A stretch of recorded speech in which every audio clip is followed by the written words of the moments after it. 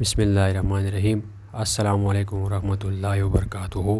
ناظرین گرامی، social media پہ آج کل یہ خبر بڑی تیزی سے پھیل رہی ہے۔ دنیا کے کونے کونے میں اس ٹائم یہ خبر دیکھی جا رہی ہے اور پوری دنیا کے لوگ اس ٹائم اس خبر کو بڑی حیرت اور بڑی دکھ برد انداز سے دیکھ رہے ہیں۔ آپ کو بتاتے جائیں، پاکستان کے صوبہ سندھ سے آئی ہوئی یہ خبر اس ٹائم بڑی تیزی سے وائرل ہو رہی ہے۔ بتایا جا رہا ہے کہ ایک شخص جس کی بچی کی عمر 15 دن تھی اور وہ شروع دن سے ہی بیمار تھی، اور اس شخص نے علاج معالجے کے پیسے نہ ہونے کی وجہ سے اپنی بیٹی کو زندہ درگور کیا، زندہ دفن کیا۔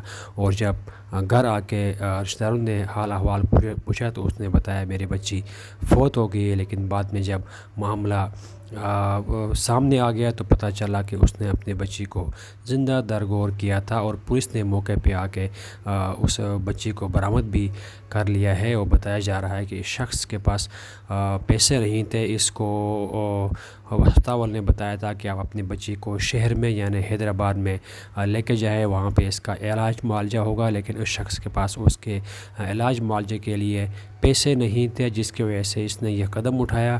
اور بتایا جا رہا ہے کہ اس کی بیوی پہلے سے ہی اس کو چھوڑ کے میکے چلی گئی تھی غربت کے ہاتھوں تنگ آ کر، اور اس شخص نے اس غربت کے ہاتھوں سے تنگ آ کر اتنا بڑا قدم اٹھایا اور اپنی بچی کو زندہ درگور کیا۔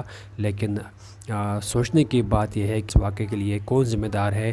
حکام بالا سے اس شخص کے اس کام کا پوچھا جائے گا قیامت کے دن۔